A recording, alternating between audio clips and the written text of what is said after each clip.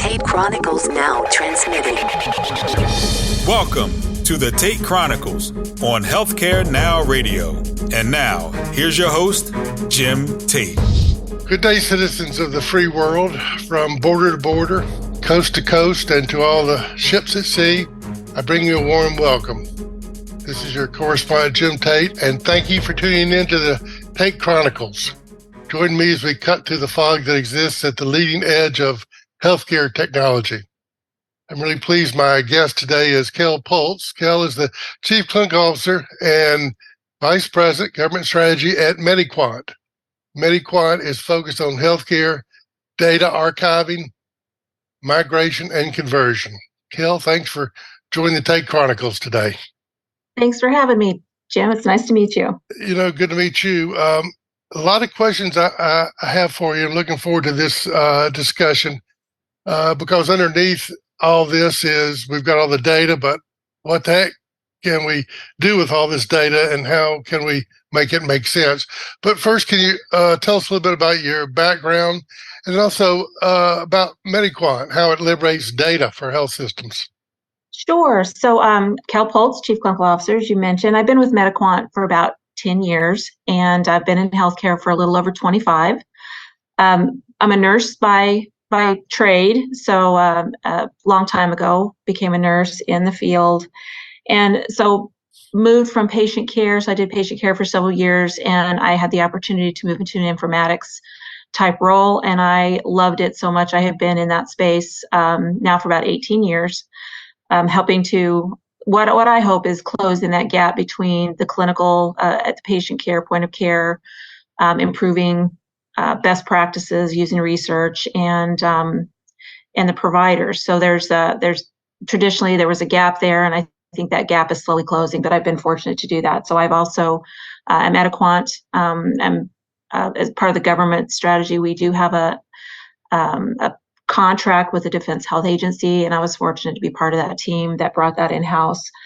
And so you did mention how MediQuant kind of liberates data. So MediQuant, our flagship product, is called Data Arc. And anytime that you've got data sitting in silos out in an organization's data center. So for example, you may have moved to something like a new EHR, Epic Cerner. They replace typically multiple other systems. And so you've got disparate data and disparate systems sitting out there, and it's difficult sometimes to get it all together and to move it into a format or location that you can utilize it. And so Liberate basically is setting something free. And so moving the disparate data out of multiple systems into an active archive where you've got a single platform allows then those end users to be able to access that data, not just at the point of care, but to access it for research, analytics in a single location and really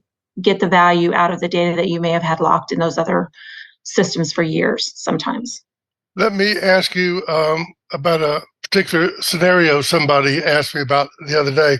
So a large hospital system maybe has been archiving their data sometime, and then they switch to kind of what you referred to, Kel, maybe transition to a new EHR. And so those records have to be kept. I think it varies a little bit from state to state how long medical records need to be maintained. But a patient shows up and says, I want all my records for the last 10 years. Well, it may be easy to get the current records out of the system, but those legacy records that are in the archive, what are the possible ways to bring that data up? So you got two different systems, kind of the heritage one and the current one. Yep. So that is actually a great question. It goes along with that ability to liberate the data. When you have archived or older records sitting in those legacy systems, and you're not only maintaining the cost for each of those systems because you have to be able to pull that data out for a legal medical record. HIM then is required to go into the new EHR to get the current data out, and then to each individual legacy system that you have to pull the data out of those particular systems as well. And it's both time consuming and costly to be able to maintain that type of workflow. So when you get rid of the legacy systems, all the individuals, and you put them into one platform, and then you have all of your legacy data in one location.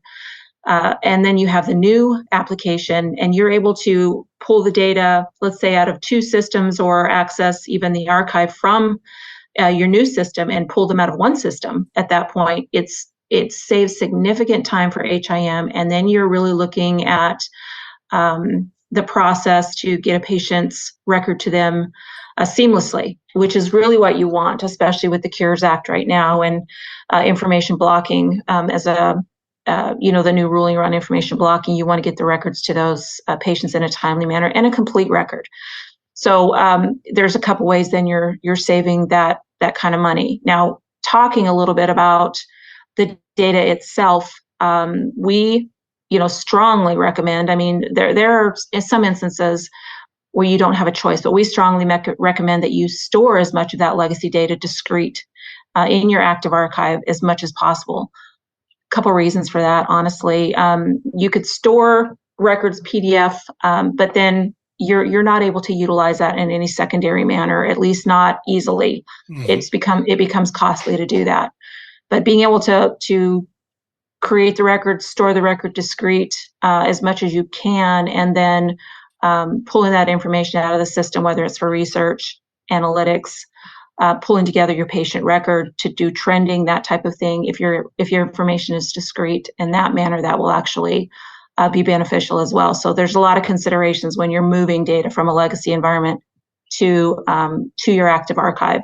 And we can talk a little bit about when I say active, but there are considerations that you really, folks really should think about prior to deciding what you want to do with it, so you don't end up paying significantly more later because you made the wrong decision early on. In the use case we're talking about, Kel, the current EHR that might be being used has a certain database structure. Mm-hmm. And so the heritage system or legacy system might have a different database structure.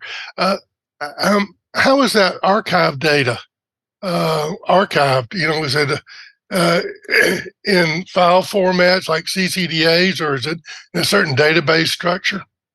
Well, it really depends, Jim, on, as you mentioned, allude to the database structure. So some of the legacy systems have limitations, and it's not necessarily the database underneath it that causes the limitation, but it's probably more related to the coding that's used to create that legacy system. So you could have a MySQL system, for example, which is easily converted to SQL, but if you have some proprietary coding in that system, then the only way you can store, for example, provider notes is in a maybe like a PDF document. You have to generate reports for that. So it varies between legacy system.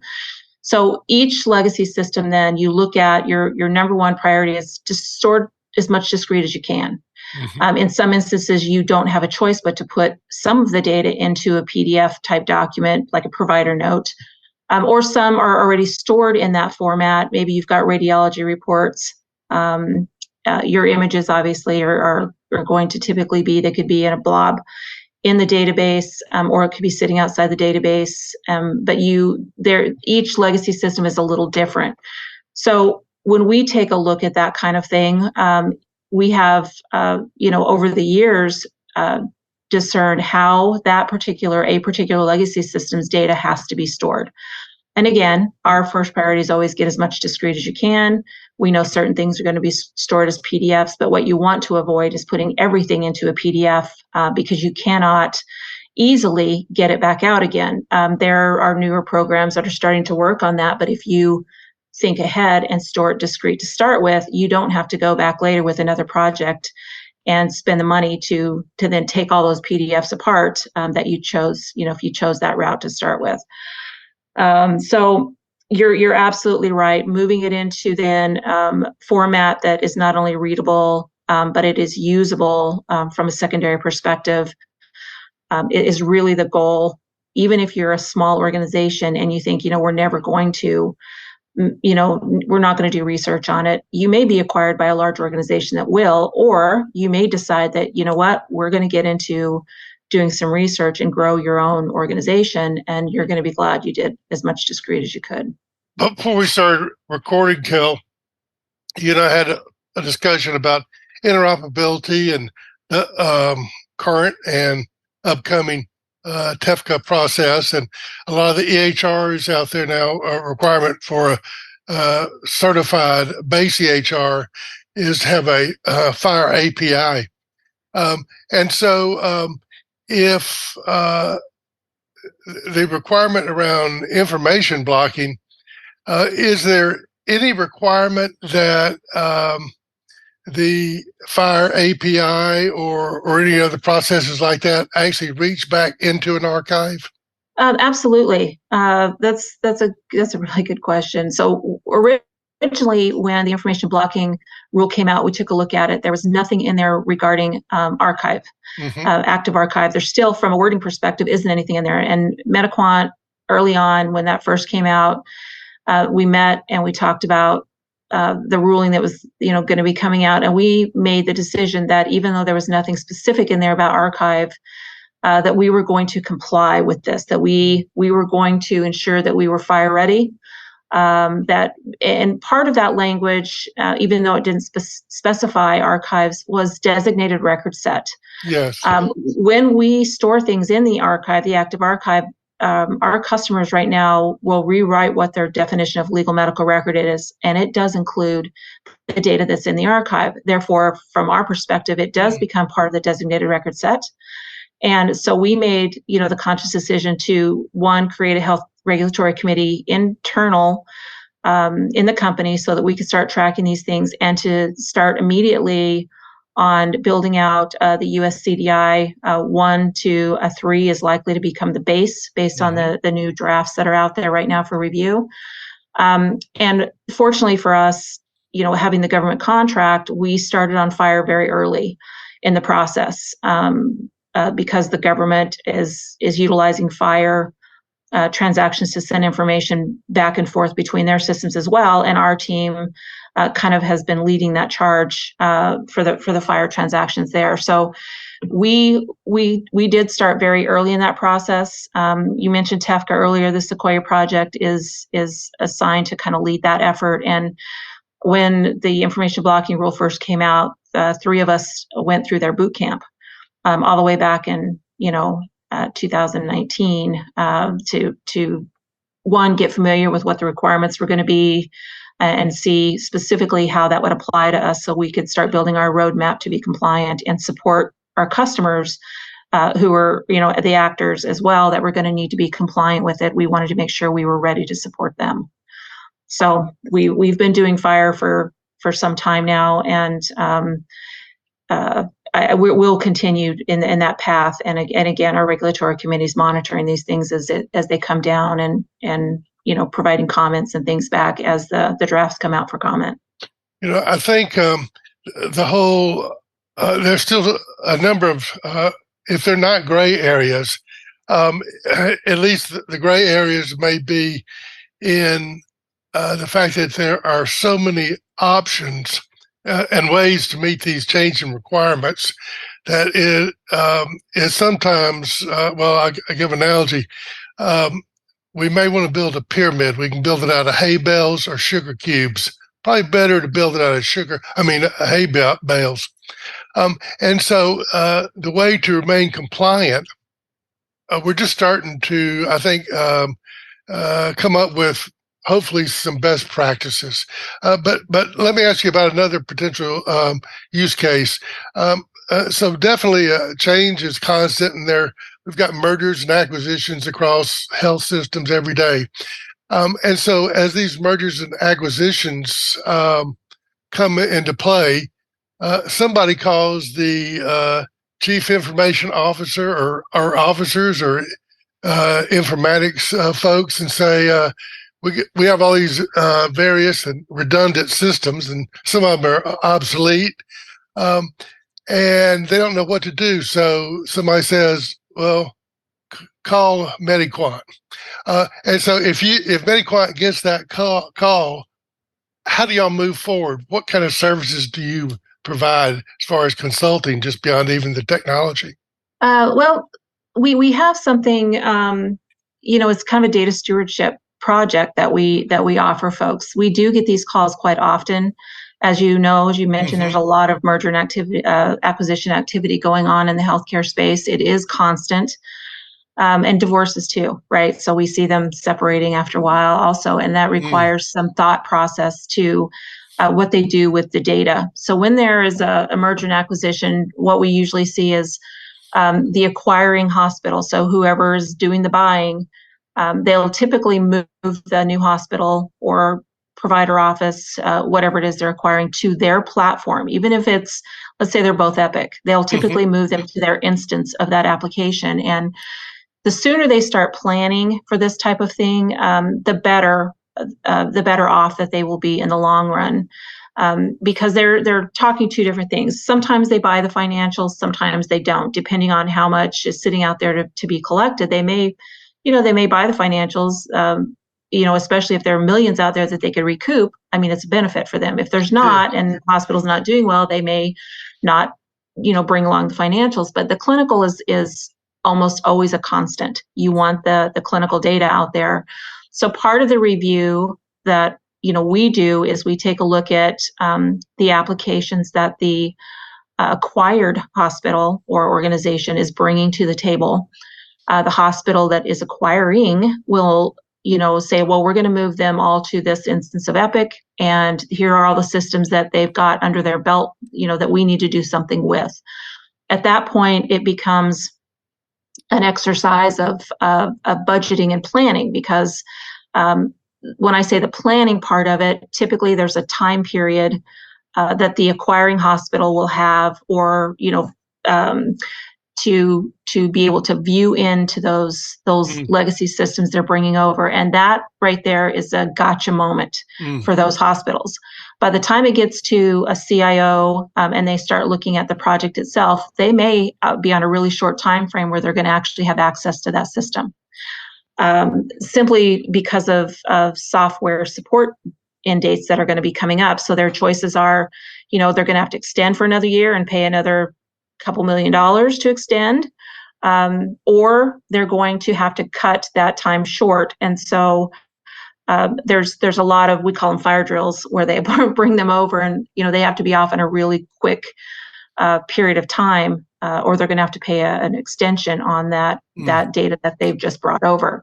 So part of the M&A activity that we recommend is, one, get somebody in there, do a data stewardship engagement. We'll come in, take a look at what you've got coming over, take a look at all of the support end dates. What is the planning? How do you want to phase those in? Which ones need priority because they've got the short dates on them? But they're ultimately going to, no matter what happens, they're ultimately going to need to do something with that data. Very little data gets actually converted into the new environment, especially if they're doing mergers and acquisitions. They don't want to bring data in from an old system they know nothing about. Sure. They prefer to put it into the active archive, access it from their current instance, and that is actually the cleanest way to go about doing that. But the timelines are the things that are the most or have the highest priority when we start looking at these things. Where are your support end dates? What systems are you bringing over? And let's get them planned. And I have to say this because it happens a lot. I was mentioning the fire drill piece. If you delay signing your contract to get your archive started by 3 months, you can't expect to go live the same time on your timeline. You got to bump everything out 3 months, because we do see a lot of delays on things, and the whole timeline gets moved at that point. Not just, we're starting 3 months later, but we want to go live at the same time. It doesn't work that way. You've got to think about those things when you're doing your contracting, when you're doing your planning. Timelines move if you move your start dates. That's just, sure. It seems like that's a common sense thing, but I'll tell you, it just happens. And I think people are hopeful, and sometimes just internal processes take a while. But we were really strong about trying to set the expectations, realistic expectations, because we want the project to be successful. They want the project to be successful, and no one wants to pay extra fees for extending contracts on data that they acquired through M&A. That makes sense. Yeah, it makes total sense, Kel. Thank you for that. Sure. One of the things that has, I don't know if it surprised me or not, but that I'm aware of is you read about these large hospital systems that go out and spend several tens of millions of dollars for a new EHR. And by the time they're finished, it's often tens of millions of dollars more than they think they're going to spend. Because they're just unknowns out there. Some of that has to do with estimates around training or who knows what. And so certainly more than one CIO or CFO has had their career ended because there was a cost overrun and during a transition to a new EHR or to a large EHR, you get in the stream, you can't go back. You've got to go forward. And sometimes it's going to cost you a lot to go forward. And so I kind of wonder about that. Do you see that in the whole area of data archiving, which has to be done to meet compliance regulations, there's a tendency maybe to underestimate what the effort is or be penny wise and pound foolish. What have you seen? I think probably, Jim, if there's anything people underestimate, it's the importance of their engagement.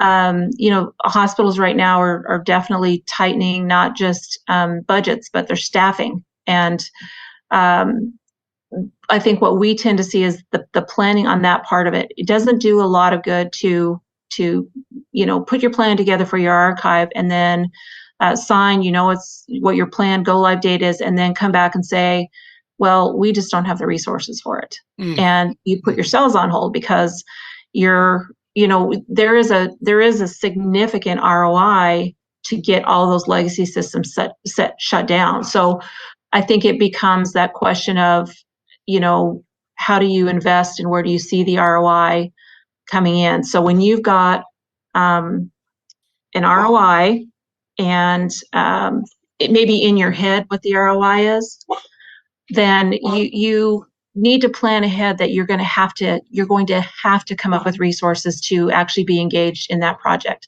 Now, does it mean that you may think about bringing in a third party to handle your part of the project management? Absolutely.